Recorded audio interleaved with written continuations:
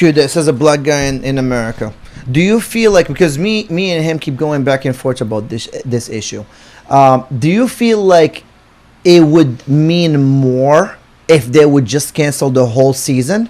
Or do you feel like because they have the NBA platform that they should use that and go on with the message and keep playing? 100% with him. Really? That's you should use the platform. Absolutely. Like, why would you take away the platform? Because if you, to me, if you cancel the season, it's going to make a bigger noise. Will it? Well, whose voice? Their voices are going to disappear. Are you kidding me? No, okay, so $1 billion industry getting canceled. That's what everybody's been watching on TV right now, and you're gonna take that away from them, and you're gonna tell me that it's not gonna make a noise. The narrative changes. In what way?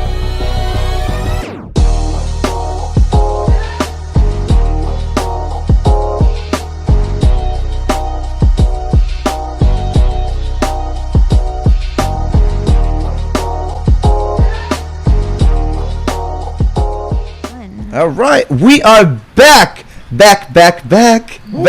got so many returns today. It's unbelievable.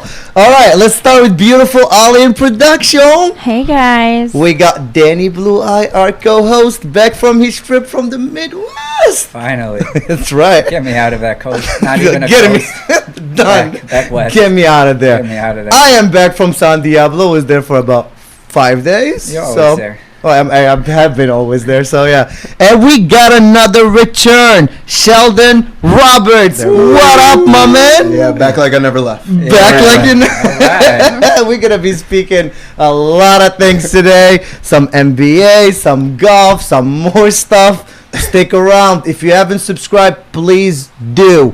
Go to our page, YouTube page, Trendy Husky Podcast, or you can go to Instagram and Facebook. You know, get us a little follow. We're still trying to get Danny Blue Eyes to quit his 9 to 5. We're trying. Let's go. Slowly. Come on. Let's go.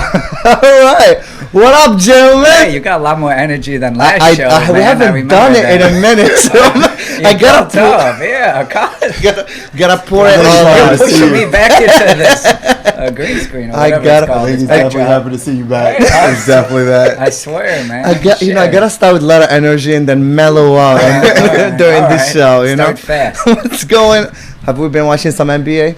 Of course, I've been watching some NBA. Okay, so here is my thing, though. We hopping right into I've been talking more to him lately about betting more than I have with you, and I know you and I always talk about picks and stuff. I know. I heard he's a gambler. He is a huge gambler. I think that's the first thing you told me about him. I think so. I was like, yeah, I was very excited about it. It's like he gambles as much as he's a gambler. I'm a good man.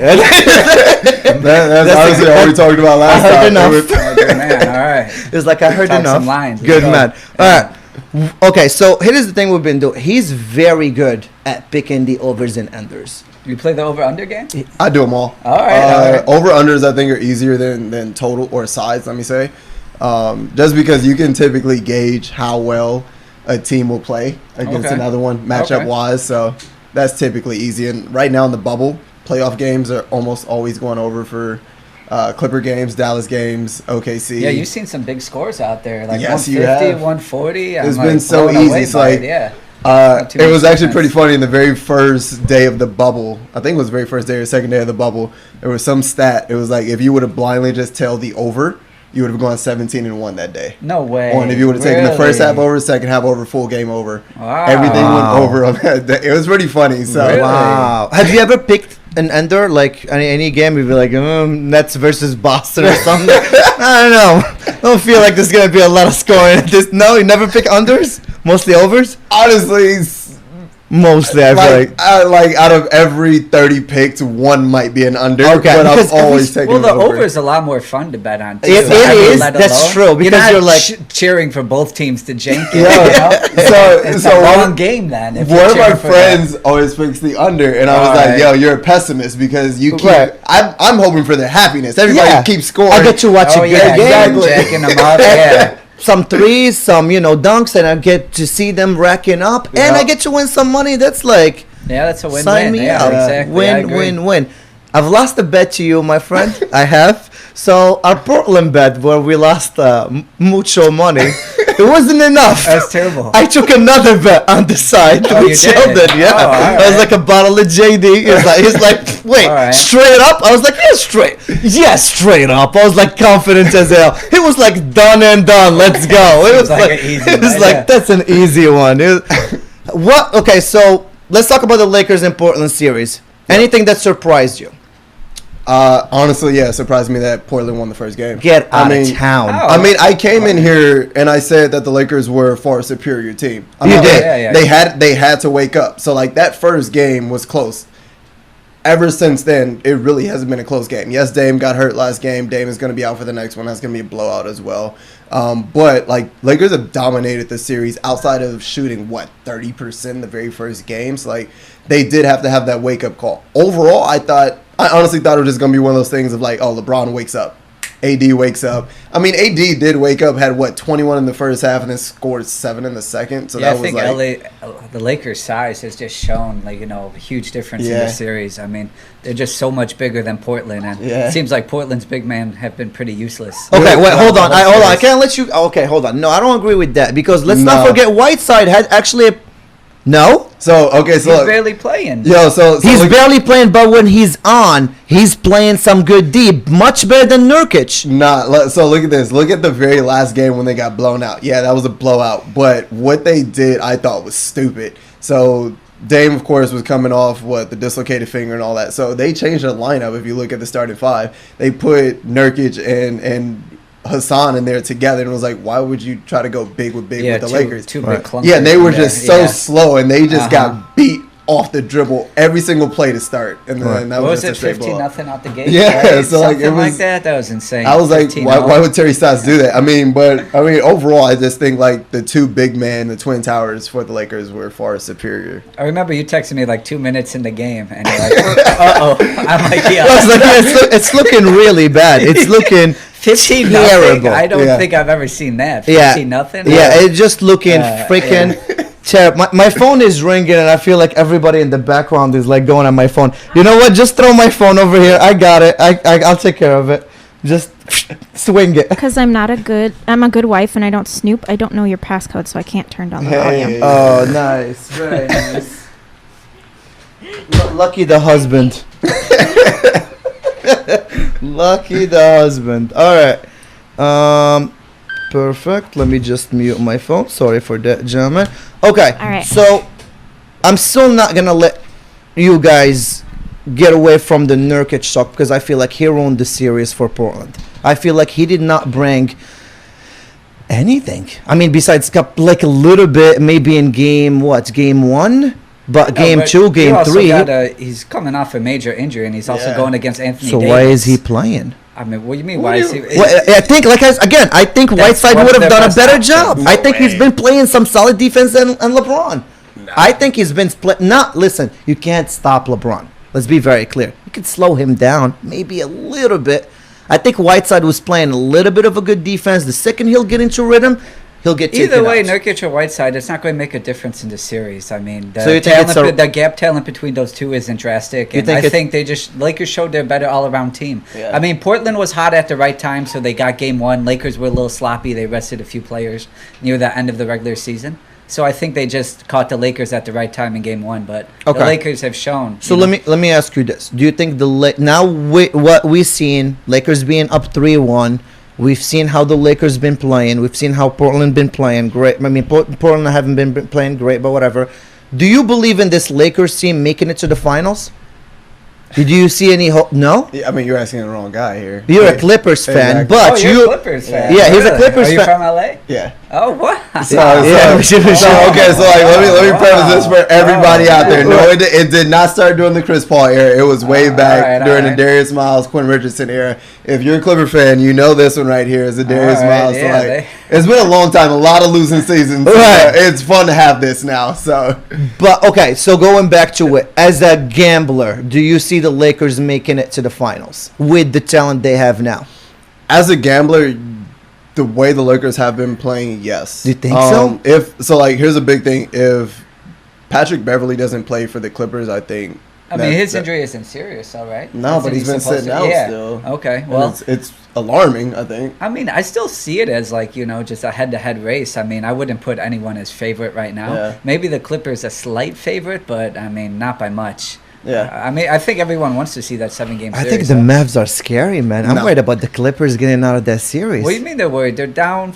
No, it's 2-2. Oh, 2-2? Yeah. Oh, yeah, they canceled the last game. Yeah, they canceled the last game. So, I'm not going to lie. Hey, Luka won that game by himself. No Porzingis. I mean, so, like, that's the thing. Porzingis is out again next game. Yeah.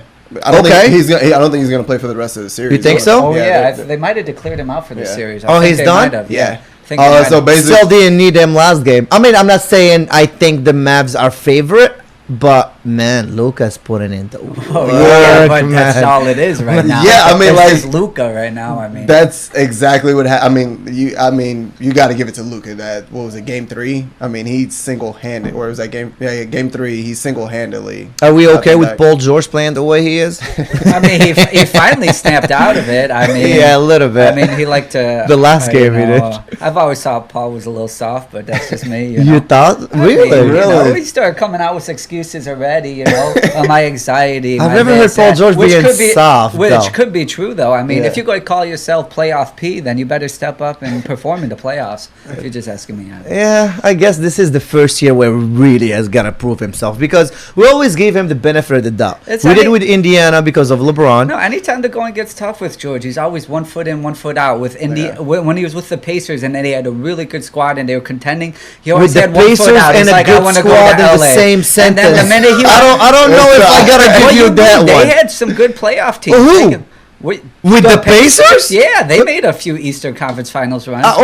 Because of Paul George, not because of anyone else. I mean, who else did they have? I'm just saying, anywhere he goes, it seems like he has 1 foot in, 1 foot out the door. He committed to the Thunder for another year, and then the minute then he wants to go to LA again. I don't know. It's always some excuse. When Kawhi picks up the phone, you gotta pick up. I'm just saying, you gotta answer, man. It's always something with him. When Kawhi calls you gotta be there, man. You gotta be on the other side. I'm just saying.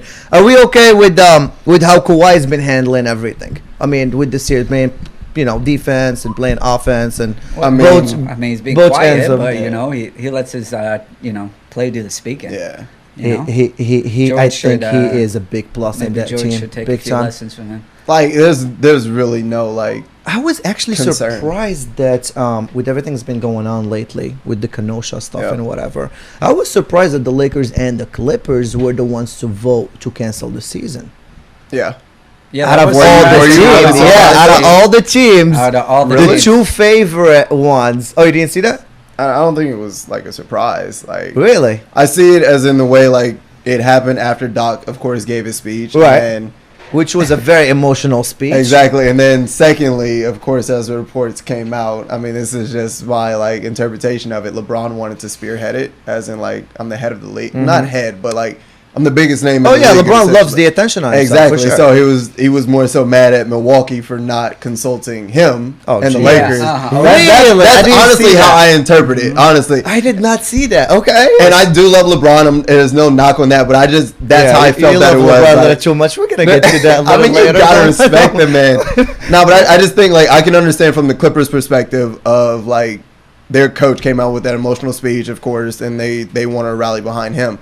I feel like the Lakers standpoint was like LeBron was more so like, why didn't you consult us? Like, we want to be in part of this too. I mean, I think they voted as all just too much in the moment. It was all emotional. As they showed the next day, I mean, everyone thought about it. They talked to Obama. They're like, wait a minute, we have this huge platform that we could spread our message on. Why would we kind of lose it? I agree. Because the minute they cut the season, you're losing that huge platform. Maybe the huge players like LeBron, Paul George, Kawhi, they still could get their message out. But what about for the people, like the backup point guards? Sheldon, let me ask you this: as a black guy in America, do you feel like, because me and him keep going back and forth about this issue, do you feel like it would mean more if they would just cancel the whole season? Or do you feel like because they have the NBA platform that they should use that and go on with the message and keep playing? 100% with him. You should use the platform. Absolutely. Like, why would you take away the platform? Because if you to me, if you cancel the season, it's gonna make a bigger noise. Will it? Well, whose voice? Their voices are going to disappear. Are you kidding me? No. Okay, so $1 billion industry getting canceled. That's what everybody's been watching on TV right now, and you're going to take that away from them, and you're going to tell me that it's not going to make a noise. The narrative changes. In what way?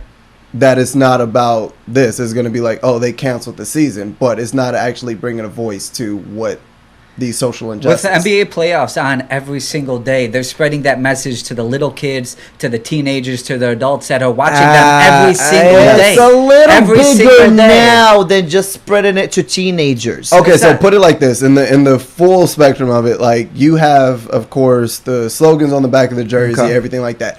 Every single interview, somebody's giving a voice to what their cause is, like whether it be Breonna Taylor, whatever it is, whatever they want to bring awareness to. Mm-hmm. So if you cancel the season, you're not really going to be interviewing them like that, and that's one portion of it. But you have that full platform, and the Milwaukee Bucks made a statement as a team. Doc Rivers made a statement. Everybody's making a statement, so that platform is now magnified within the NBA playoffs as well. You even had Barack Obama reach out and say this is the best way to go about it. I'm not disagreeing with it. I just feel like they don't want to bring the goddamn change, and I feel like something major needs to happen for it to finally okay. You know what I mean? Here's my question on that though. If things keep going the same way they're going, nothing is gonna change. Yeah, but if in my eyes, like if you cancel the season, that voice is then diminished a little bit, just because they don't have that exact platform. They can go to social media, they can bring awareness through that way. They can go out into the streets, absolutely, put their money where their mouth is in that type of way as well. But they can also do it on a national scale where everybody's watching on nationally televised games. Millions of people are watching every single night. Yeah, but millions. Don't you? Okay, so how about seeing it from this perspective? What about people just getting just like watching sports and taking the issues away from them, and I'm busy doing this and busy doing that, and you're always giving an excuse not to come out and help the cause. If that makes any sense. If you take sports away from them, they still won't do it. Really? If they don't want to do it, they won't do it, honestly. Okay. Like if you're not going to be out there, like let's take if there were a protest in a way. If you say, "Oh, sports are on," and you don't want to do it, that just means you don't want to do it, honestly. Do you feel like a change is about to happen or it's coming? In what way is my question? In one way. I mean, I don't think a change is going to happen. No, I'm not talking in the NBA. I'm talking in general. Do you think that you think things are going to be the same? Slowly but surely. I mean, like, what's to be slowly but surely? In a snap of a finger, it's not going to happen. Yeah. But I think if you keep hammering the message daily to these people who are raised, I mean, it's not going to take a year or 2 years. We're talking about next generation. Yeah. You're talking about your kids learning this message and then them teaching their kids. You can't add people are dying still every day. I know, we're still talking about the next generation. Sadly, you can't add racism just in a year or two. You really have to build it. Yeah. And we're hoping, when we have kids or they have kids, you build it from there. I mean, this is a long process, and this is just the start of it. Yeah. This is literally just the start of it, and I think it's really going in the right direction. But I mean, you just can't expect it to end right away or within the next year or so. I mean, I guess it's just sad to see all this stuff happening. It keeps the same thing keeps happening over and over and over and over. And no one is doing a goddamn thing about it. Yeah, people are getting out, people are louder, people are this, people are that. But I don't know. Unless if I see it change,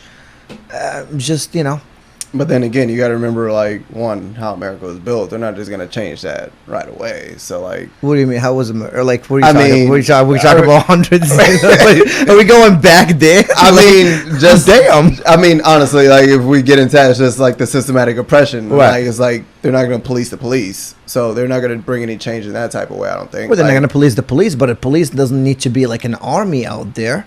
They don't need to have all these guns and all this money for. I agree. You know what I mean? But do you think that's gonna change? Yeah. Yeah, it should. That's the first thing. At a snap of the finger.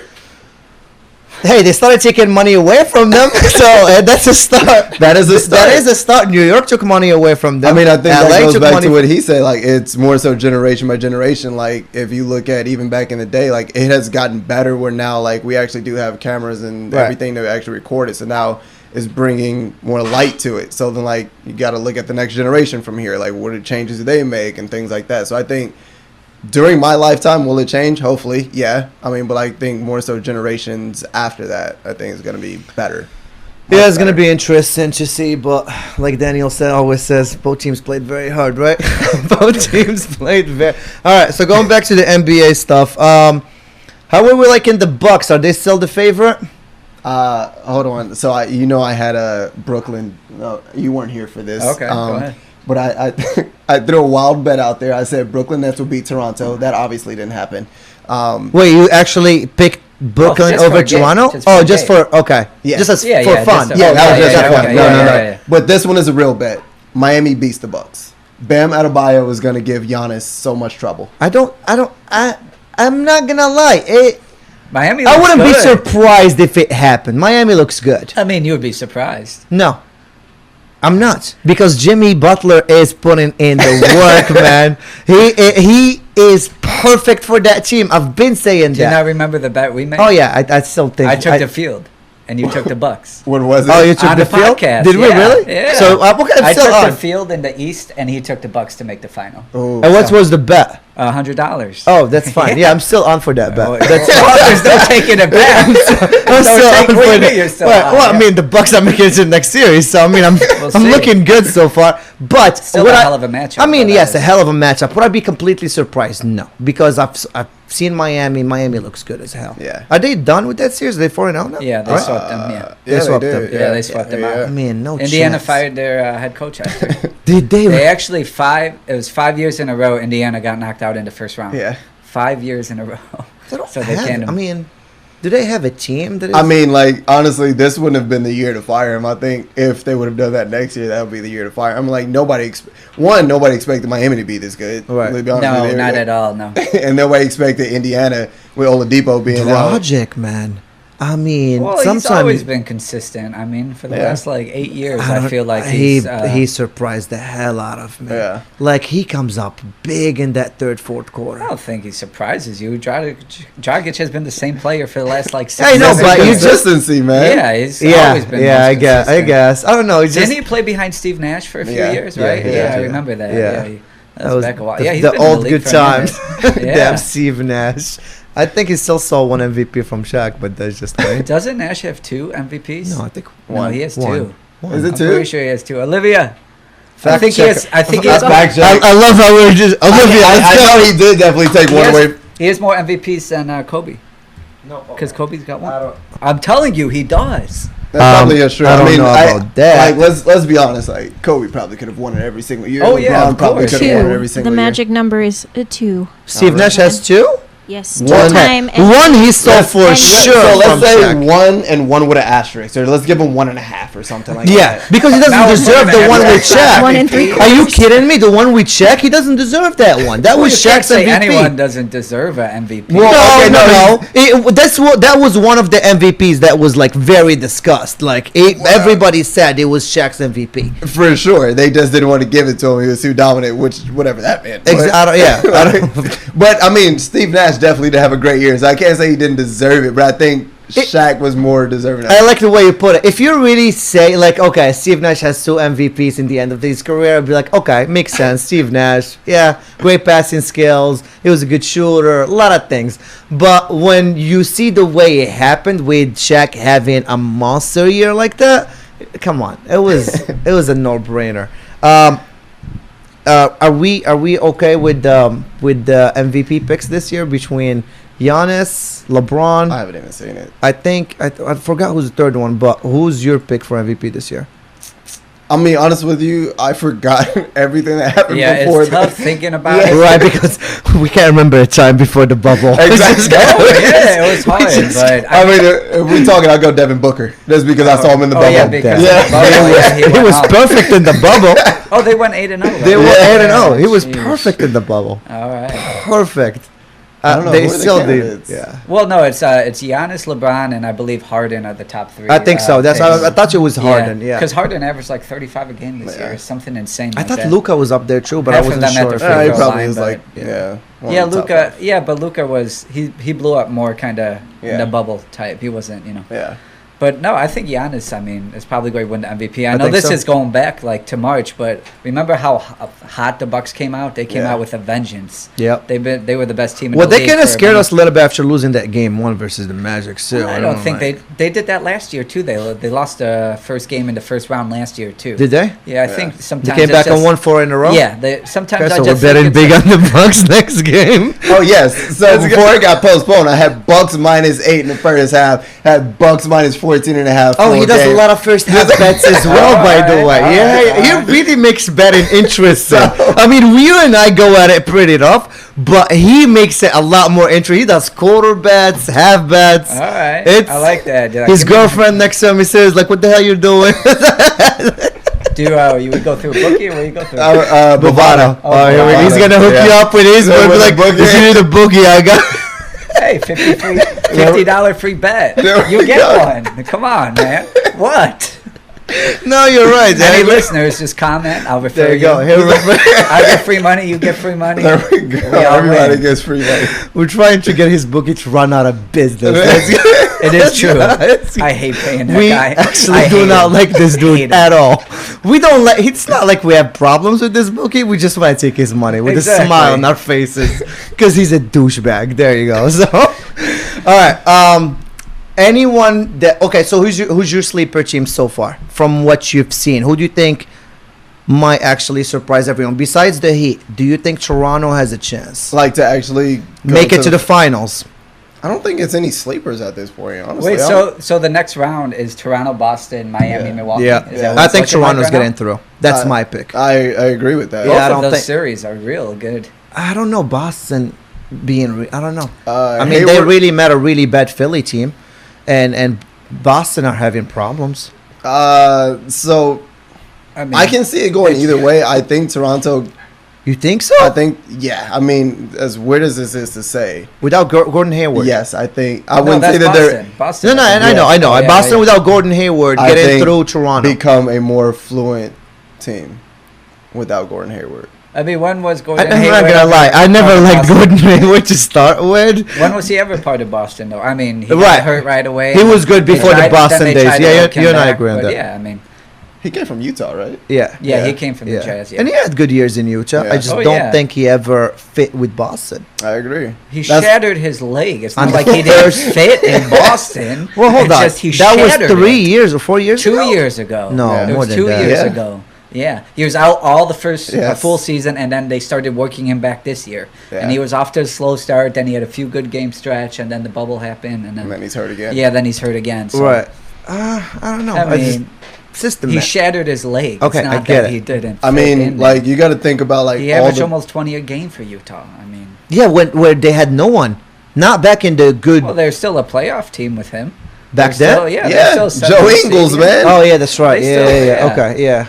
And then Donovan Mitchell. Like an 8 seed or 7th. Let's not make them oh my God, they're like a great Utah team. 20-6 is, I don't care who you put that up for. That's respectable. I guess. It's not, I guess. No, I think Boston becomes a more fluent team just because you got Kemba, who can actually run point. Not to say he had to give it to Gordon, but you have Jaylen Brown, Tatum, all these boys who can now bang and they can actually be more vital pieces, especially Jaylen Brown. I think he's going to be huge for that series. Everybody's going to be looking at Tatum, but watch Jaylen Brown. Tatum, man, he's scary. Tatum's made the next step, and Jaylen's right there. Jaylen, for sure. Yeah, but I think Tatum is going to be a beast in the future. Yeah. Yeah, I think he's got a bright future ahead of him, and I think he's going to end his career with a couple of MVPs for sure.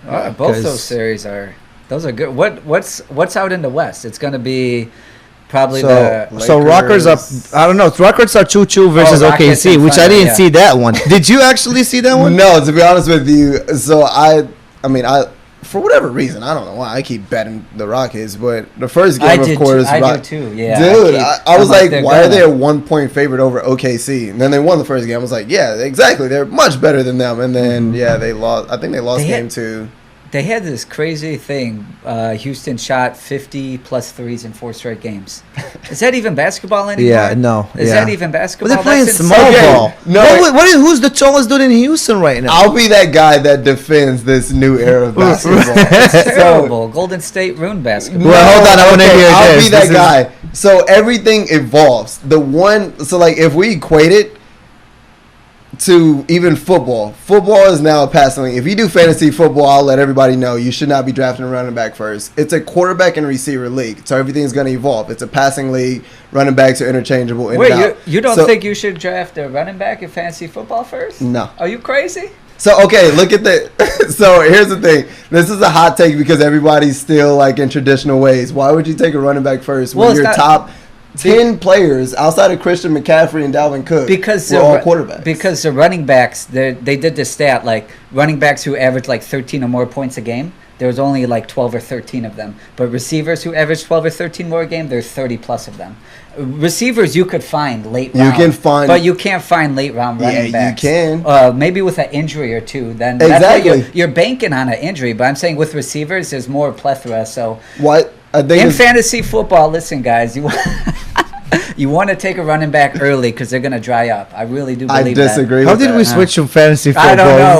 Well, because I've been dying to talk fantasy. We're going to talk fantasy. Let's just finish NBA first. You're the host. How about you steer the show? Wait, hold on. I'm steering it back to NBA. We're not done talking. That's the point. My point was just that the NFL is now evolving to a passer league, which people don't like because you have like defenses not being able to play rough anymore. Same thing in the NBA. Like it's evolving to where now I don't necessarily like analytics, but if you're looking at the analysis of it, it's much smarter to take 3-point shots and miss 30 of them and then hit the 20 versus take a bunch of 2-pointers. That team that's shooting 50 3-pointers most likely will win the game.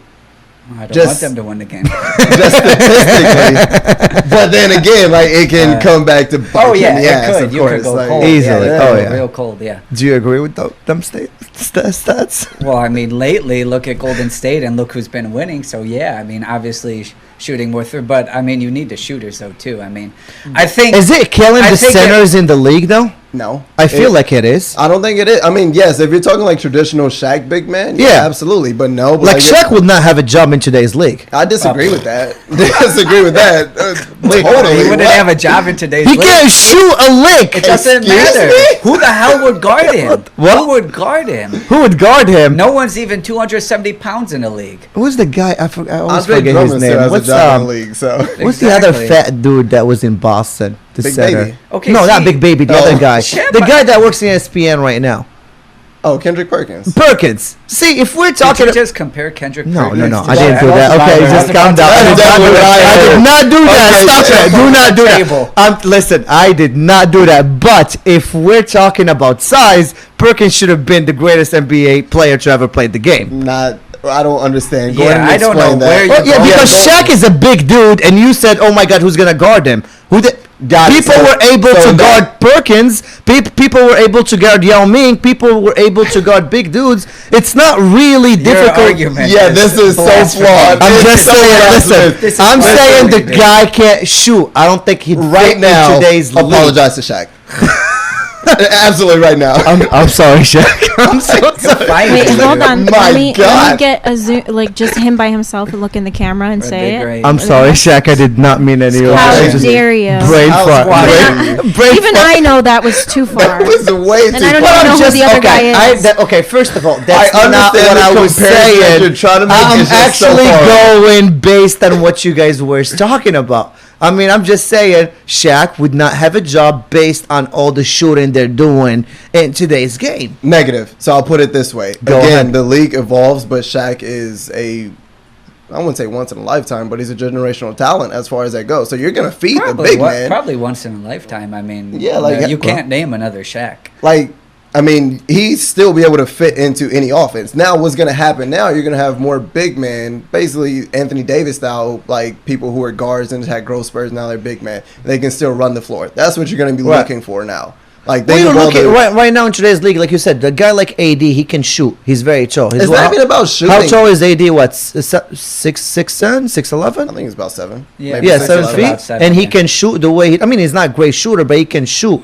Kevin Durant is 7 feet, and he can pull up from about anywhere. So, I get it. Kevin Durant is very skinny. Shaq is a big dude. All I'm saying is Shaq is as big as these guys, but he can't pull up from about anywhere. Anthony Davis is 6'10". Yeah, well, after he eats his weenies, he's 7 feet, so that's fine. I get it. I'm just saying. I thought I'd fact check. Weenies. Did you say weenies? Yeah. Weenies, whatever. Wheaties? But I'm just going back to this. I think I don't know. I don't. But Shaq was also 300 plus pounds, and his post moves and his footwork were sensational. He would just back you down. There's no 300 pounder. Would you take him, or yes? Or it doesn't matter who you say. Yes, Bill Russell. Who? Shaq. Oh, well, Bill Russell, Shaq. That's going way back, but I would still take Shaq, but you're comparing two different eras. Yeah, it's two different styles. Well, again, and we're comparing him again to another era right now. Is there anyone comparable to Shaq in today's game? I think 30 points and 12 boards a game. It doesn't matter what freaking era. Is there anyone comparable to Shaq in today's game in his position? No, because there's no dominant big man like that. Right. And I feel like I said it kind of killed the centers in the league. I don't think it killed them. I think it made them evolve into more running.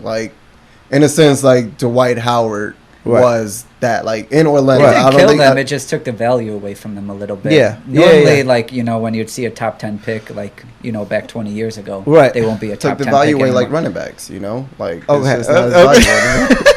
All right, we're itching for some fantasy football. Let's go fantasy. Let's do fantasy football. All right. You like that segment, right? Okay, fine. By the way, I got some news for you.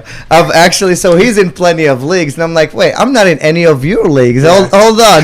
Finally, I heard that there's an invite now for me? Someone dropped out of the league, a weak link. Okay, and they listened to our podcast. And then the commissioner of the league said, hey, I'll give Frenchie first dibs at the league. There you go. So I'm about to... You officially got how many leagues are you in? I'm just in a few, but this one I can't.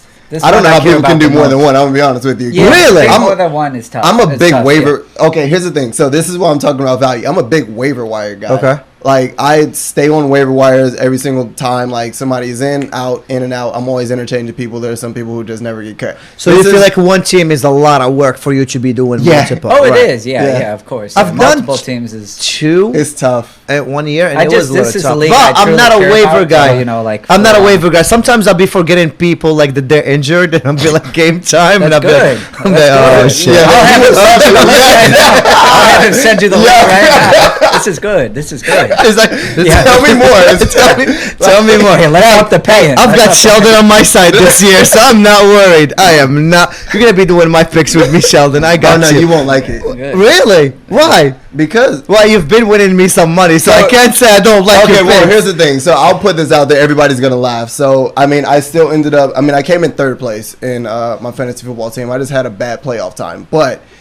You want to know my very first pick of the last year's fantasy football? Everybody's going to think. I'll give you 30 guesses. You'll never guess. Is it a QB? Well, yes, it was. What number did you? You took a QB first round? Matt Ryan. Wait, hold on. So look at this. I'm going to reconsider my offer. I'm reconsidering my offer already. So look at this. So I'm going to explain the whole history of it. Again, it's a passer and receiver league. You can find a running back. My running backs still outside of Christian McCaffrey and Dalvin Cook. I can't remember who I had. Ended up drafting Joe Mixon. He was terrible. Ended up getting somebody else off waiver wires. But the reason why I drafted Matt Ryan is because I knew Austin Hooper, Calvin Ridley, their receiving core was amazing. Right. I failed to see how terrible their O-line was, but I was like, oh, he's gonna have an MVP type season. So I took a chance on it. But the first 6 games, he was still the top fantasy player. Because he, of course, had to keep throwing. He had, 6 straight games over 300, but with a couple touchdowns. So he was the top quarterback, and then, of course, settled down a little bit. But, yeah, that was my very first pick. Okay, I'm no expert in fantasy football. Hold on. But I don't think going for a QB as a first pick is the smartest move. Again, why not? My number one rule, I made the fantasy playoffs 10 straight years in a competitive league. Just saying, I don't want to brag or anything, but, Always, you're bragging. I got better record. Say it again. You're bragging. Always wait on a quarterback. Always wait on a quarterback because you could find value in the late rounds every single year. All right, fine. Let me ask you this. But look at this. Lamar Jackson probably went like in round 5 in your league, and he was the hands down number 1 player in fantasy. Yes, was he? Yes, he was. In fantasy, Christian McCaffrey was second. Okay. Because he got all the touches. But no one knew Lamar was going to blow up. Of course not. Yeah. That's why I took a flyer on Matt Ryan, though. But that was just a bad one. But, like, honestly, like, I equate it to this. Like, in real life, they're going to draft a quarterback before they draft a running back, unless you're like a Saquon Barkley. Why are we not adapting to that in fantasy? Quarterbacks are going to get the ball majority of the time. Because if you look in fantasy, there's so many quarterbacks that have value. That's what I'm saying. There's so many quarterbacks. Are there, though? You could draft... Literally this year, you could draft Matthew Stafford in the 12th round, and you will get a lot of value from him. The difference from number 6 to number 14 quarterback in fantasy, the difference is very, very marginal. Let me ask this: okay? So, what's the most important position in fantasy? Is it the running back, the wide receiver? What is the trickiest position to draft? I honestly think the trickiest position is still running back. Because after the top tiers of running backs, you really do see a big drop-off. You agree with that? Yeah, but then again, if one, I mean, it's a big if, but like running backs are so interchangeable. Nobody's playing 4 downs anymore. So like you're going to have people like that are either going to get injured, then somebody next up is going to come in and they're going to be able to take the points, and everybody's going to be on the waiver wire asking for him. Meanwhile, you have a quarterback who can't get hit. They don't get injured. And you have receivers who are constantly out there. And you can find receivers any day of the week. So I think it just has to be flipped on its head of like, if you're in a PPR league, receivers are going to give you more points, ideally, depending on how many yards they get and everything like that. But like running backs, I don't feel they're that valuable. And again, I came in 3rd place. But what? I mean, how many times have you won a league? Yeah, once. Just once? Oh, I mean, I'll take the crown on that one then. How many? I've won 3 times in all paid leagues. I personally think making the playoffs is tougher because in a 1-week playoff, it's just kind of a crapshoot. True. I think playoffs do come down to luck. Which a lot of it. That's true, yeah. You know, especially because, for a while our league had we were playing week 17 and like all the people who were resting and all that stuff. So it's kind of a scramble. My first year playing fantasy, I think it was about 2-3 years ago. No, when Ajayi was still with the Dolphins, and I picked Ajayi, and he had a freaking great season, and I had a solid team. I had Dez, I had Odell, I had an okay team, and Ajayi was just giving me the extra edge, and I ended up finishing up 3rd too. And I was like, it's my first year doing fantasy. I don't know most of these guys, and I was like, this is perfect. I remember Odell's rookie season. Nobody claimed him because he was coming from LSU. Of course, got drafted or whatever. Mm-hmm. Nobody claimed him. He was on the waiver wire, and he was out. I think 4 or 5 weeks, I believe. Nobody claimed him. I was like, I think I can hold off on him. Claimed him 2nd week, held him on my bench, and then, of course, he had a monster season that year. So, it was just one of those. And then, of course, next year he's the highest. But I'll give you this, though. My top 2 picks, this was way back, every single year, somebody used to take them because I used to always do it. Calvin Johnson, Drew Brees. Oh, Kelvin my first, was filthy, yeah. And then I would draft Matthew Stafford 3rd because I would have either one of those. And then it would just solidify because he was just throwing Hail Marys all day just to Calvin Johnson. Drew Brees was just the automatic. And then you had Calvin Johnson, top receiver in the league. So here's a question that's going to be asked all the time. Is Gronk and Odell still a 1st-round pick? No, we're close. No, not at all. No. Gronk's probably an 8th-round pick. Yeah, no. I'd say Odell's probably a 3rd or 4th-round pick. Gronk an 8th round? Yeah. I mean, you can't trust Odell not in Brown's offense right now. I agree with Odell. I don't think Odell is a... I don't know about 8th, though. I said 3rd. Right, 3rd. I think Odell 3rd, yeah. 3rd or 4th. Yeah. 8th for Gronk, I would say. Yeah. Probably even later. Yeah, I don't think he's even a top 8 tight end. And I wouldn't even... Playing with Brady. Brady you got to remember all the weapons the Bucs have. Godwin, they have Evans. They got O.J. Howard before him. Yeah, but Brady still likes going Gronk's way all the time. But you got to remember, Gronk, he's coming off a year of retirement too. And I agree. That's why I asked that question. That's why. When was the last time he was healthy? I can't ever remember. Yeah, but even though Gronk is not healthy, he still has monster games. Yeah, he misses a lot of games. I agree. That's one of the biggest things in fantasy. No, I agree. Being there on the field. But when he's on the field, he brings out monster games. So I don't know. You guys are the experts in fantasy. That's why it's like. I mean, I would take him first round. You've got. Screw you. I would. Your first pick, take Gronk. Go ahead, go for it. It would be bold. If AB gets signed, knowing that he's gonna be missing 8 games. 8 games. Why are we always talking about Antonio? Why? Thank you. No, do we? Of course, he's one of the greatest talents we ever that seen. blew away his career. He did. He threw it away. I agree. I'm not disagreeing there, but it doesn't mean that the guy doesn't know how to play football. Sure, he does. He had a second chance. Threw it away. Why? Okay, I get it. He's going through a lot of problems, but I feel everybody's sick and talking about him because we're still talking about him because his talent matters. Okay, well, obviously, if he plays, if we're talking fantasy football, people are going to be running to the waiver wire to pick him up. It doesn't matter where he goes. I mean, he hopped in New England in week 2 last year. He had like 5 catches, a touchdown. It doesn't matter where he goes. You'll be running to the waiver wire. So who do you think is going to – where is the fight going to be on the first round? Who do you think is going to be? The first pick? Give your top 5 picks. I want to hear your top 5 picks. Just So I told them. So I made a bet with this is a company team. I told them if I lost my playoff, I'm gonna tag you on Instagram by the way, so all your buddies are gonna watch this. They're gonna know you. I said I would pick Jameis Winston first because I felt he would have a breakout. I'm not gonna do it, but I made a bet though. Well, it was a bet, but no. If I'm taking my number 1 pick, I'm honestly not even taking Lamar. If I'm thinking about it, I'm taking Deshaun Watson as a flyer to be like an MVP season. You're still going for QB? I'm going for a QB first. Yes, I like that. I might actually go for a QB first. You have to look at which quarterback is throwing the ball the most, who has the most weapons. Messaging my commissioner, we'll get you both in the league right now. Yo, when I start beating people, all I'm saying is that Matt Ryan didn't have a terrible season. I still think he was still top 5 fantasy quarterback in the league. But you have Austin Hooper, Calvin Ridley, Julio.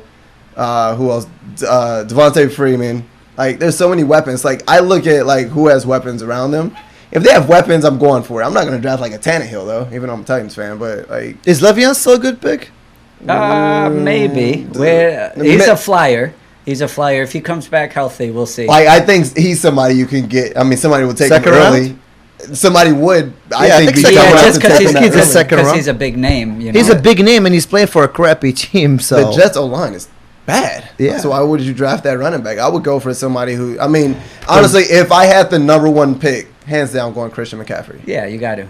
He gets the ball more than anybody. Yeah, I mean, it's Dan. Who's your top 5? It's McCaffrey, and then I'd go Barkley, Ezekiel Elliott. Okay. Probably number 3. I'll go Zeke over Dalvin Saquon. Cook 4, and then probably Michael Thomas 5. That's where I'll go. Top 5. No quarterbacks. Amazing. No QBs. When do you go for QBs? 3rd round? No, probably 12th, 13th round. Oh, you really wait on your... Oh, yeah. I've waited every single year, and sometimes I'll just play the waiver wire on their QB. If you want a winning team, I got you. If you want a winning team. Tell that commissioner you going to run it or you going QB first 5 rounds. All right. Kicker-wise, any good kickers in the league? What? Please, everyone, don't draft a kicker or defense. Wait. Wait. Don't draft a defense either? I don't draft. Just wait. Every single week, I'm changing out my defense. I look at the matchup and I change out my defense every single week. Okay. I'll look 3 weeks ahead of the time on the defense and try to put them on my bench. So when they're playing the Jets or when they're playing the Jaguars, I have that defense ready to go. Every single week, defense is matchup. Defense is matchup. Any more advice for people when it comes to fantasy? Go ahead. I gave mine. I gave my 2 cents. Mike is yours, homie. Mike is yours. Sheldon, you want to add anything in fantasy before we move on? No, everybody thinks I'm stupid, honestly. No, I like your picks. I went for a QB too very early, so hey, I was okay with it. I went for Aaron Rodgers that year, and he actually did very well.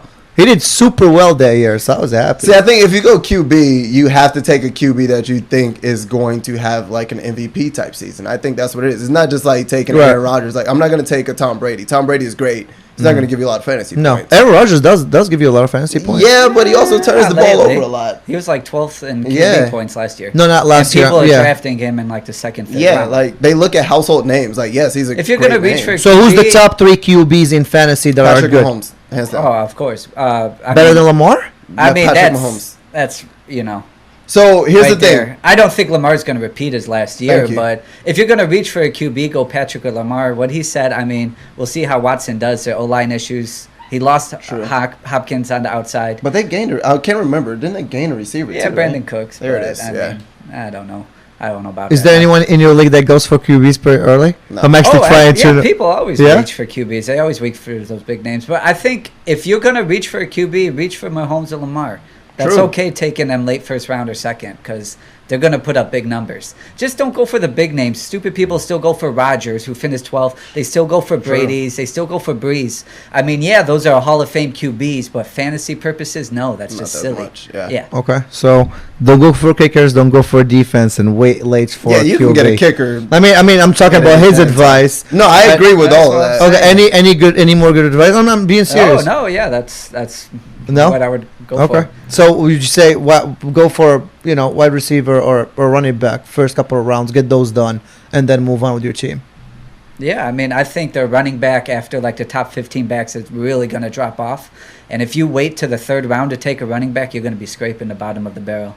And you swipe up your defenses every week? Every week. Oh, hell yeah. I mean, think about it like this. Like, I look at it from a gambling perspective. Right. Like, I honestly look at the lines, and then I'll pick my team or who I claim off. That's smart because when people are reaching for those defenses in the 8th, 9th round, you could be taking another receiver for your flex, Yeah. Always in the late rounds, choose someone like a backup running back, or that receiver who you think you could break out because the injuries are going to happen and you always want to have their handcuff.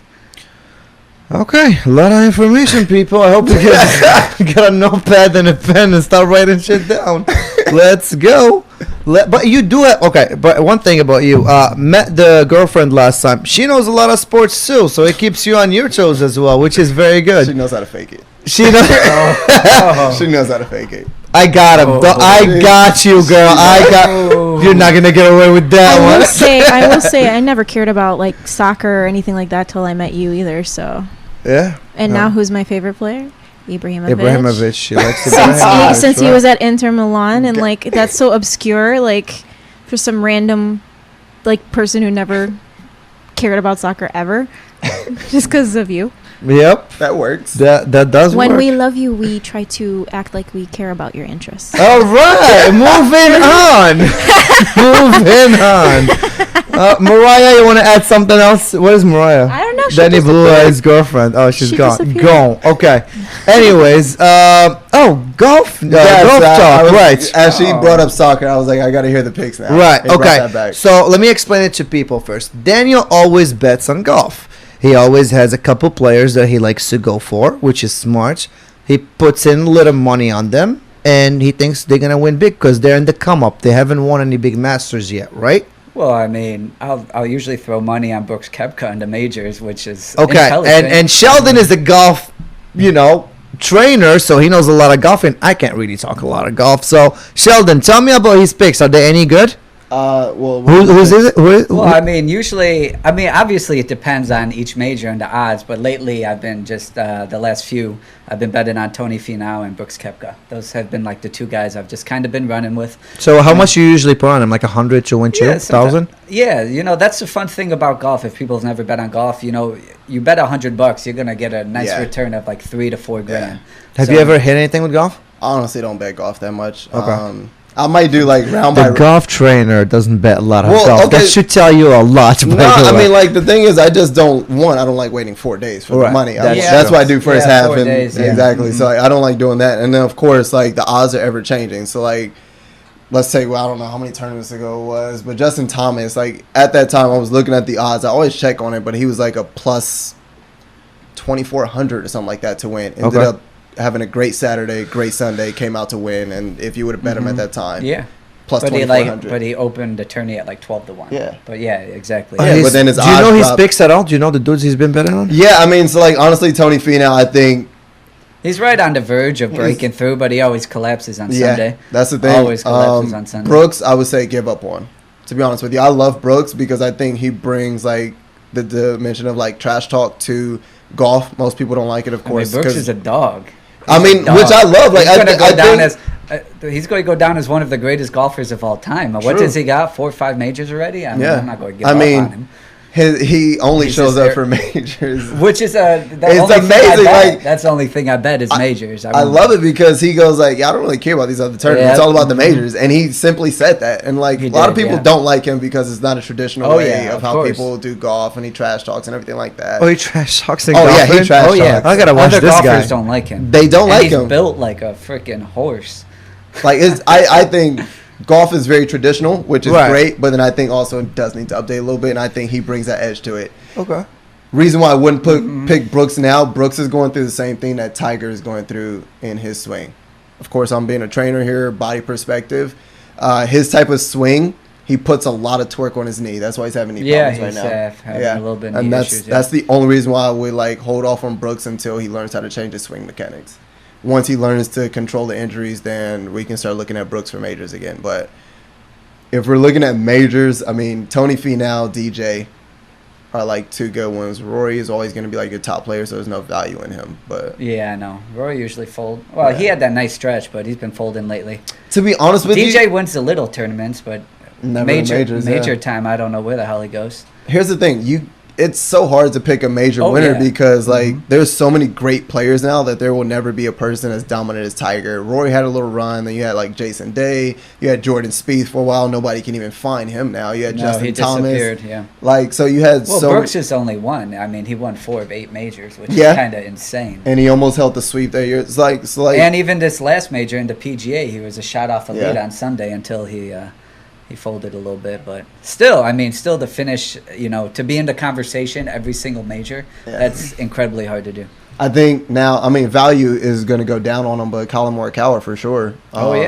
He was like 30 to 1 to win it, and then he won. Value's going to go down because now, he's only missed one cut in 16 starts or something like that. So I'm just saying, if you haven't bet on golf, it's super exciting to throw $50 on a guy, and then if he's in the conversation on Sunday, watch your Sunday change. You'll be glued to that TV, man. You'll be glued. It's very exciting. No, I agree. It's exciting. But you don't bet golf, right? I don't bet golf. It's not interesting, right? I just don't like waiting for the money. So like, if I'll do it round by round. So I made one for this one because like right now there's a BMW Championship. I made one on the first round, which was plus money on Hideki Matsuyama to be the leader after he in the first round. I won $700 on that. Okay. That's golf talk, and I'm happy I wasn't part of it because I just don't know any shit. Yeah, you look so excited. I look very excited. I faked it very well too. So there you go. We know how to fake it, people. Let's break down the last UFC card that you and I bet on big time. I think you had a lot of bets on. I don't know which way you went. Which one are you talking? Cormier? The Cormier one, and then we're gonna talk about the Adesanya one. What the hell happened in that card? But first of all, how did you do in that card? I didn't get to bet it. You texted me about what happened to I was texting you every play. I told you were like, dude, come over, watch the fight. I was like, dude, I gotta work it. So I didn't get any bets in. So I honestly didn't. So I saw what happened to O'Malley afterwards. That's just unfortunate. O'Malley was terrible. You and I lost. Oh, no. I was going to place the O'Malley bet, but then you didn't want to respond, which was perfect. But I did place the DC. You blew up my phone trying to place bets. I was like, dude, what the hell are you doing? Pick up your phone. It would not pick up. I told you I hate being the middleman. And actually, I loved that I didn't bet that fight because I was going to go big on O'Malley. Yeah. I was going to go big. Did you see the other fighters tweeting after that fight? Like, oh, you're not a warrior. You're not meant for this. You're not meant for it. Guys, O'Malley talks a lot of fucking shit. Why are we surprised that when people talk shit to him? But it wasn't even a broken ankle. It's just a sprained ankle. And it doesn't matter. He got messed up. He messed up his own foot. I thought he was trying to pull a move. That's what I told you. Was it only a sprain? I mean, I haven't heard of anything that was broken or anything. I saw videos of him dancing the next day, still saying he's okay and all that stuff. So but he got a big L in his record now, so that's going to be interesting. I love that he was the perfect fighter, and he made it look so easy every fight. And that's why I was going to go big on him. But then, I don't know, man. Health-wise, and his feet are always getting hurt. This is not the first time. Was he hurt before the fight? Yes. He got hurt before. He won that fight, but he couldn't even stand up to do the interview afterwards. No, he was legit hurt, though. I mean, yeah. What else? I mean, that's just It's unlucky, I guess. Yeah, it's bad luck. I mean, it's part of gambling. Okay, and then you and I earlier were breaking the DC fights, and we had a lot of problems in that fight. There were a lot of things that we saw that we didn't like. So, first of all, my problem was with the ref. I hated how the ref didn't break every time. Like, every time DC will get a little momentum and he'll start going at it, Miocic will just go and hug him. Just a big old bear hug. And the ref would take forever to break it. It slowed down the fight a lot. It did. Because there'll be some refs that go in there after 10 seconds, nothing's happening, they break it up and they go, okay, let's fight. And I feel like that speeds it up. Well, the That's big what question it should is, be was done. it Herb Dean? Was it Herb Dean on the fight? I forgot. Actually, I forgot. Yeah, I forget. I thought Herb did the match before. No, I don't think Herb Dean was the ref on that one. Can we check who ref the last... my dog is going crazy right now because there's like 5 other dogs in the location. Yeah, I'm still that pug too. Oh yeah, so FYI, if you do follow us, we had 2 dogs. Now we added 2 more dogs, and Danny Blue Eyes got 2 dogs. So 6 dogs in the house today. It's nice. It's a zoo in here, right? It's a zoo in here today. A bit of a zoo, yeah. Leo's freaking out outside. Yeah, he is freaking out. But who was reffing the last fight? The Miocic DC fight. I mean, either way, though, I think Miocic won clearly on the scorecard, but you got to say that eye poke changed the whole thing. It changed the last 2 rounds. I didn't see anything. I only saw numbers, and he was texting me, and I was just like, yo, it looks like Cormier got his ass whooped. He did. Cormier got his eye poked, and he was trying to tell the ref in the middle of the round his eye was poked. And the ref is like, no, you got punched. Sit Mark down. That's Goddard? what he was telling me. Yeah, no, I know he was not. Oh, yeah. It wasn't like hurt. All white Mark dude. Goddard. Yeah, I remember that. Yeah, but man, it changed the whole fight. The poke or the hugging? The poke. Yeah, the poke changed the whole fight. He couldn't see out of his eye. Even Cormier said it after the fight. It was black. It was completely. He's like, I couldn't say anything. It's completely black. And that messed up the fight big time. You got lucky because I know you wanted to go DC on that fight. I did. And you were going to go heavy on DC, I think. Cormier was a warrior. He fought tough. He had some good haymakers in there, but he didn't wrestle. He promised us some wrestling, and I think the wrestling would have given him the edge over Miocic. He needed a few takedowns. He did. If he were wrestled, I think he would have won the decision because it was by the end. It was 3-2 in the end. It wasn't like a landslide or anything. Not at all. It was a very close fight. Yeah. Miocic brought his game. DC brought his game. But I think the hugging and the poke gave Miocic the upper hand. Oh yeah, it was a close fight. Yeah, it was. He should have been deducted 2 points for the eye poke. I think so. It was too many eye pokes. It wasn't only one. It was a couple that were really bad. He won by unanimous or split? Yeah, no, unanimous. Yeah, it wasn't a split. But like I said, it wasn't like a landslide. I didn't think.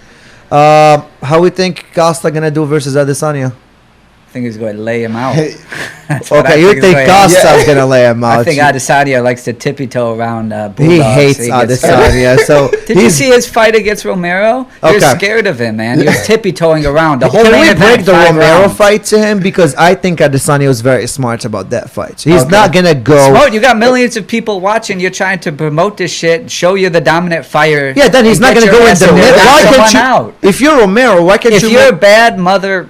You know what? You freaking go in there and you knock the person out, or at least you show you're the better fighter. After 5 rounds, if you don't know who the better fighter is, that's a problem. Especially if you call yourself the champ and pound for pound best in the world. That's just my opinion. Yeah, I don't disagree.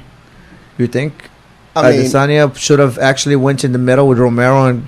No, traded jabs with the guy.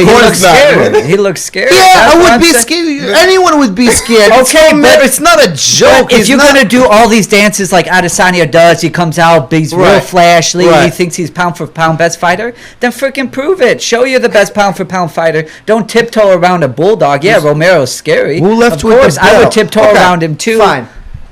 Okay, so this brings out another argument. So. That means, smart fighters are not good fighters anymore. No. No, what? Because then we're going to bring out if Mayweather is really one of the best to ever do it. Because this is what Mayweather does. He gets a game plan, he's very good at defense, and he jab, and he pillow fights the whole fight. But he is one of the best to ever do it. That's Mayweather. I don't want to switch boxing and UFC, though. What? Fighting is fighting. I know, but I think people watch UFC to, to get knockouts, of course. Yeah, to really see. That's why people want to see people get destroyed. Destroyed. Boxing is the same thing. It is not. No, I don't think so. You're kidding me.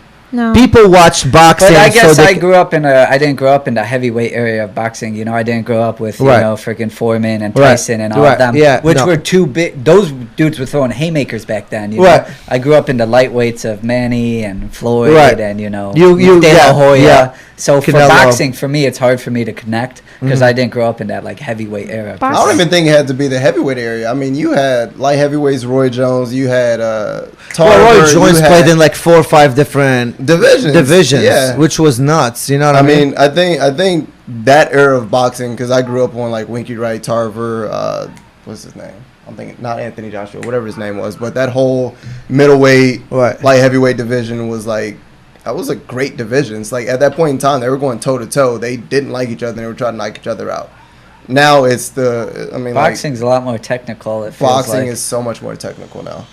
I mean, people turn on UFC to. I'm still going back to the same argument of is he a bad fighter for his division? No, I don't think Adesanya? so. Yeah. No, he's 19-0. Of course he's. No, but you're talking a lot of trash about him, so that's something else. I'm very confused over here. I was just saying I thought he was scared of Romero, and it showed. That's all I was saying. Well, I don't think he's up there with the pound for pound one of the best, other champions out there. That's what I'm saying. I mean, yeah, he's 19-0. I think the division is empty. Besides Costa, who's next? I don't know. I think isn't Costa undefeated too? Costa's 12-0. Yeah. So who do you think's gonna win that fight? Do we know? I'm giving it to Costa because he's got power, man, and Costa is not like Romero, where Romero is gonna stand in the middle and does the I don't know. Costa's gonna go after you. Costa versus Romero, I think it was one of the best fights I ever seen. And it went all the way down to decision. And I don't know how those two were standing in the end of it. I mean, Costa had to be picked up by a wheelchair in the end. But dude, did you? I want to see the line on this. That's what I was about to say. Costa's plus 140 right now. Yeah. So it's a pretty even fight is what they got. Yeah, Hammer Adesanya. Plus 140. Hammer Adesanya? Yeah. You think Adesanya's going to win? I let you guys talk, but he's... Yes, he was give scared. Us something. He was scared of Romero's power. Like, honestly, that's all it is. But I think he's going to be able to... power. Yes, but he's going to dance and counterpunch all day. He's going to dance and... Yeah, but let's be very clear. Adesanya can finish people up. Oh, of course. He finished Whitaker. He's got very long arms. And Whitaker got a lot of power, too. Whitaker got a lot of power. I think if you're Izzy, if you beat Costa, I think there's not a lot of people left that could challenge in that division. Because, taking Whitaker again doesn't prove much. Yeah. There's not much left. Gaslam is taking it downhill. He's been losing a lot of fights lately.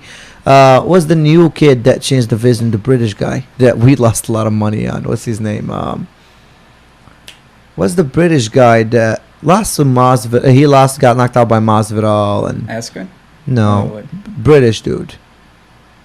I'm drawing a blank, man. Yeah, whatever. We lost a lot of money on when we were in San Diego together. Oh, okay. You know what I'm talking about? Gastelum? No, Gastelum. Oh, yeah, you're right. We actually bet on Gastelum that fight. No, there's another British fighter. I'll get you the name of it. But anyways, he just switched divisions, but he just lost the last one as well. So there's not too many fighters in that division that excite me for Izzy. So do you think John Jones should be next for him after Costa? Why are we laughing again? We're talking about a guy who's 19-0 who might be going 20-0. John Jones would be a good fight for him. What is John Jones' plan now? He's done. He wants the super fight. He wants the Izzy fight. Okay. He retired again, right? But he didn't retire. He was like, take the belts. I don't want the belt. I'm over it. He vacated the belt. Yeah, he vacated the belt, and by all means, the guy is getting paid peanuts for what he does. You come out, you're the president, and you're like, oh my God, he could be the best pound for pound fighter, whatever, and Dana always hypes him up, which is great and all. But then you come out the next day and you're like, well, he wants that Habib and he wants that Conor money. Which one is it? Is he the best pound for pound or not? I don't think you can give it to him though. Yes, he has a star appeal, but you got to think about all the baggage that he brings. Tyson had baggage, and he still sold a lot of pay-per-views. For how long though? Mayweather had baggage. He was in prison, and he still sold a lot of pay-per-views. If we're going based on that, but you got to look at what people wanted to see with Mayweather. More people wanted to see Mayweather getting knocked out. Yeah. Same thing could be said about John Jones. I don't think so. He goes in as a clear favorite every time he fights. Yeah. Like, people go in there expecting John Jones to win. He doesn't like Conor. Conor is definitely the same way as Mayweather. Mostly in the last 2-3 fights, I'd say, because since the whole Khabib fiasco, people started hating big time on Conor. Yeah, sure, but I think he sells his fight like that. That's how he made his name. He sold his fights really, really well. Wait, are we comparing him to Mayweather, or are we? No, we're just saying in general, John Jones wants the big money. He doesn't really sell his fights in that type of way, and that type of. I think John Jones' problem, he likes to play the good guy too much when he should just embrace being the bad guy. I don't think he's a bad guy or a good guy. I just think he's another dude. Honestly, he's just an amazing fighter, and of course, again, a lot of baggage. How many suspensions has it been? What, 4? I believe, or something like that. You're judging him based on the suspensions. I could care less about. Well, that's what Dana White cares about. No. I don't think so. I think Dana White cares about how much pay-per-views he sells. And Dana White still wants to get paid first before anyone. I mean, if you set up a fight with Jones, the risk for him making weight or passing a drug test is huge. Making weight was never a problem. Passing a drug test has always been a 50-50. He likes to put things up his nose. They should be betting on that on Bovada. Is John Jones going to make it to the fight? That'd be a good prop. That would be actually. I'd fuck with that. There you go, Bovada. Give me a call. We can work things out. No worries. But no, I think he should get paid the money just because. And mostly no one in the UFC gets paid the Wilder money. No one in the UFC gets paid the Joshua or the Tyson Fury money. Because how many people are out there like them? There's only 3 names. Do you think the UFC doesn't sell enough pay-per-views to pay that kind of money? But they disperse it amongst a lot of great talent. Great talent. No. They disperse it people who are in that card. Are we just talking about cards, or are we talking about... We're talking about fighters getting paid what they deserve in general. So why are boxers getting paid more than UFC fighters is the question. Yeah, but you got probably only 3 or 4 boxers make that big type of money right now. I don't think Conor makes that money without Mayweather. I think Conor makes a lot more money than anyone else in the UFC. He's definitely brought the checks up, like he said before. But I don't think it's still that Wilder, that Joshua, that Tyson Fury money, or Canelo money. That's my problem with the UFC. That's my problem with the UFC. But Canelo makes more than all 3 of those guys, though. Canelo makes more than all 3 of Wilder, Joshua, and Canelo is a household name. Yeah, and he's got a big following. Yeah, that's a huge following. That's what it depends on. Reason why McGregor has that, he has a huge following everywhere he went. Everybody followed McGregor. No, I agree, but McGregor still doesn't make the boxing money by himself without Mayweather. Just doesn't have that money though. I think they do. They probably do. I think they just like to get paid first. That's their problem. I think they like to get paid more than anyone else. But boxing does the same thing. That's why. But you're still making over $100 million when you're in debt. Oh, listen, I'm not talking about everyone. I'm talking about that very few top creme de la creme kind of fighter. You know what I mean? Yeah. I don't know the numbers, but I don't think Joshua made a lot. The problem, we'll never know the numbers because neither the Dana White or the UFC fighters want to come out and say how much they get paid. True. So we're just spitballing over here. We're just guessing over here because. And this is another problem. If you're John Jones and you're bitching and moaning about not getting paid enough, then tell us how much you're getting paid, and then we'll actually put a price tag on you. And we'll say if this is worth it or not worth it. We might even come in your defense in a sense. Will you?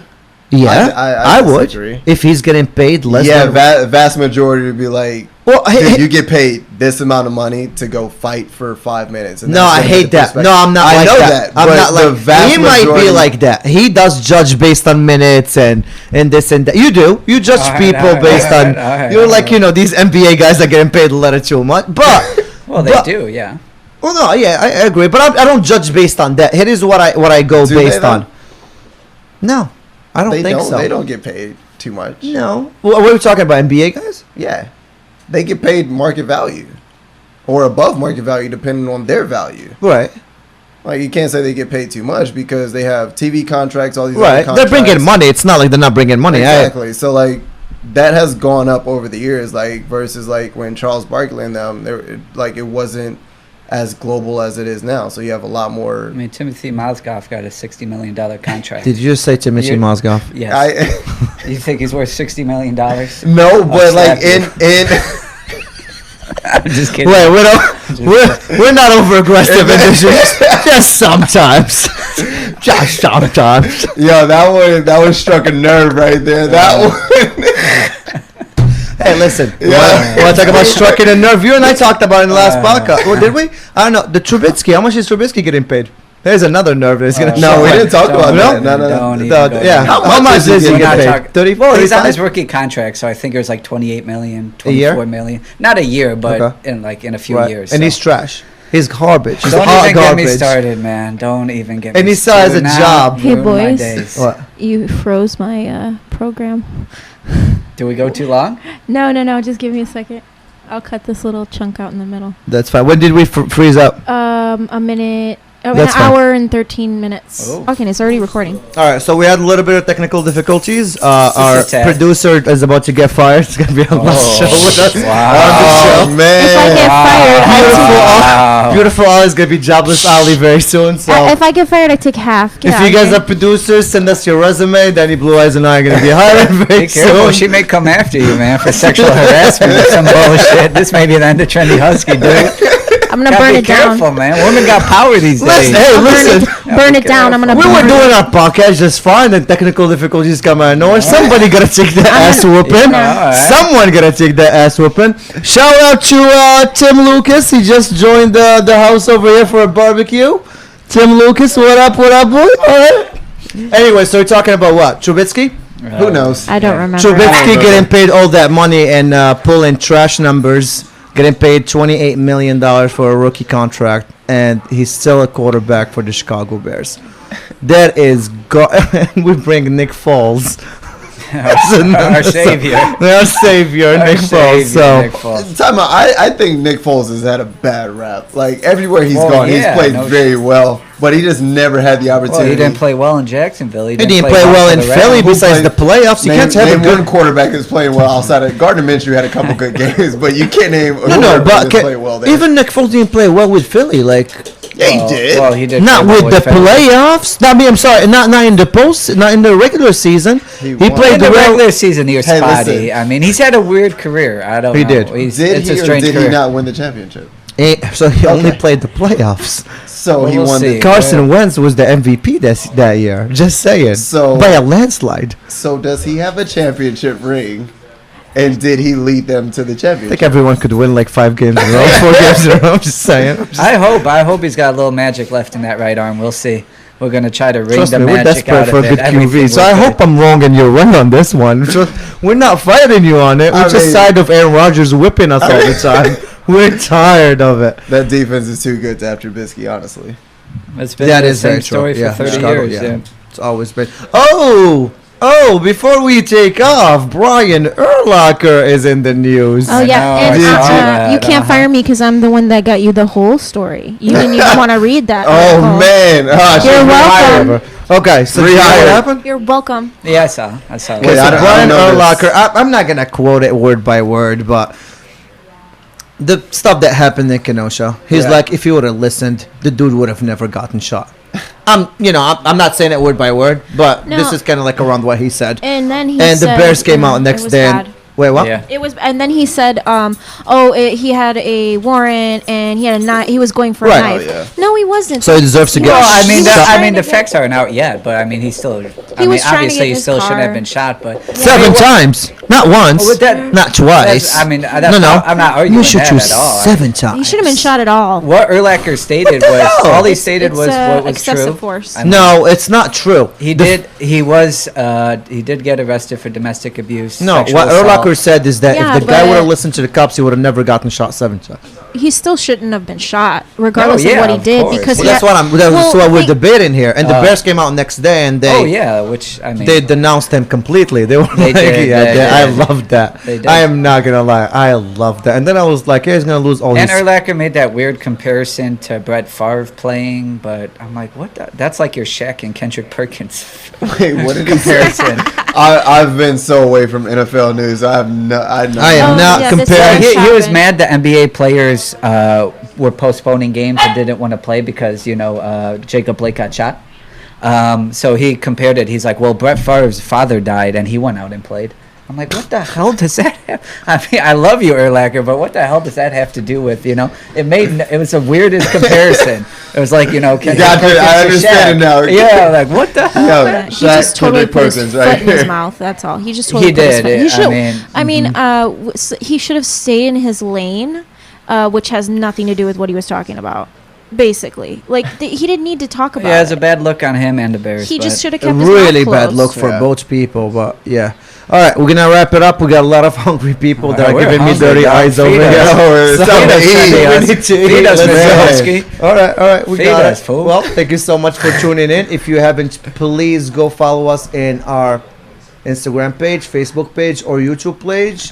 We're still trying to get this guy to Please. get out of his 9 to 5. Get him out his 9 to 5 Please, right now. let's go. Let's go.